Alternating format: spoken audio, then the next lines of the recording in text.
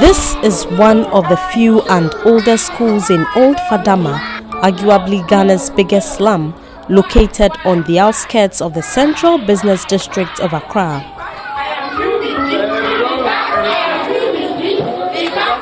It is not GES run.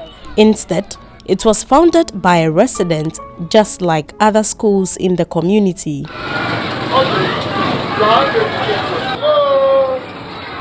This wooden story structure houses the Future First Academy, one of the few privately run schools in the community.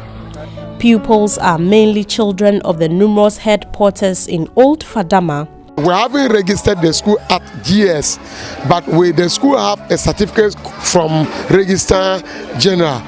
That one, the school have it, and then the school have a certificate from Social Welfare. We understand it's a temporary place, so government should give us something. We will also operate under temporary.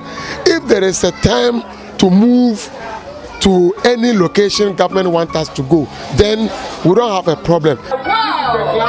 Due to lack of space and logistics, the over 70 kindergarten and nursery school children are crammed into one classroom to access their right to education.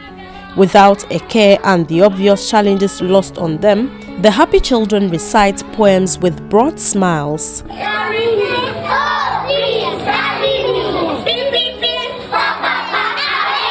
Then the sub will also do what? 23-year-old Haruna Majid is a resident of Old Fadama. After completing a 3-year HND course in statistics at the Accra Technical University, he is back imparting knowledge to other children in the community. As Hannah is saying, how many folks has a man? Having lived in the community for some time, he has been able to climb up the education ladder, a feat that most people in Old Fadama fail to achieve. Haruna teaches the primary 5 pupils in this school, hoping to lift them above their present circumstances, but this noble objective is bedeviled with many challenges. The students, when you look at them, they are very good, and our parents too don't have money to send them outside to big schools. So if they are here, we have to get those who can also manage them well, so that they can also brighten their future one day. We need external, source of finance, and also we need like textbooks, because when we vacate and ask the children to buy their textbooks and others, they find it very difficult due to the hardship. The children are not made to pay fees, but they have to pay 3 Ghana cedis daily for feeding and maintenance, and even this hinders access, as some stay out of the classroom because their parents cannot afford. What is worse, some Kayaye recall their wards out of the classroom to carry loads of their customers in order to make ends meet. This 14-year-old suffers same fate despite her ambition to be a nurse. Yeah, sometimes she do. Have you also been carrying loads sometimes? Yes. All the time? Sometimes. Maybe she can have to carry, and she's doing some work, so ask me to go and carry it.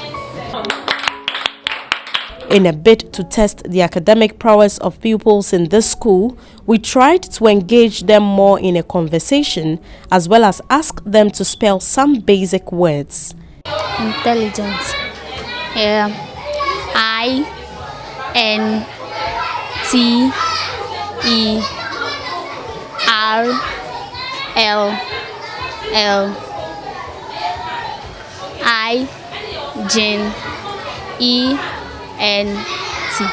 The doctor is going to hospital.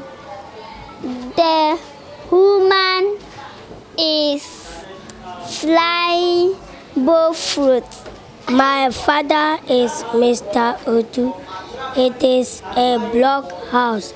It is a 5-bedroom house.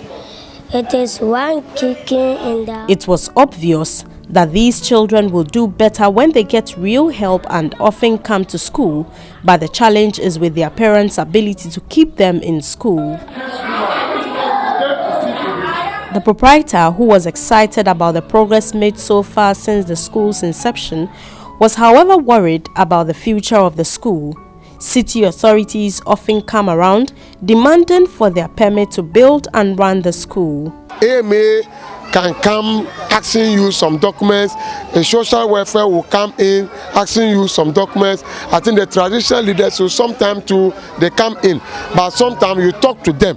When you put your case to them, sometimes they feel like you are even doing something better for the children. If government cannot build a permanent school here, I think government can come out and have hands with those existing small private schools. For some leaders of the community, it would be appropriate for government to come up with a clear-cut policy on how to develop the slums. You see children hovering around even during school hours. So what is their future? And I think that there should be a deliberate policy to deal with areas like this.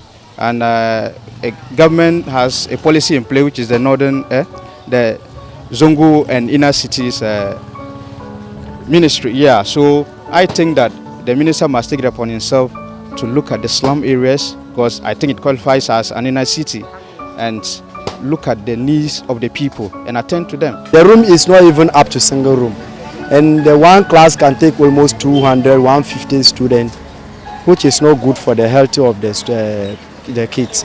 So we are appealing to anybody who want to come and help. If government want to come and help, they should come and help us to get a public school for the kids. The kids are suffering. Evidence across the world doesn't suggest that Ghana can eliminate slums, but no matter what policy is drawn regarding slums, educating children in squatter settlements cannot be overlooked. After all, it is their universal right. Alice Aite, GH1 News.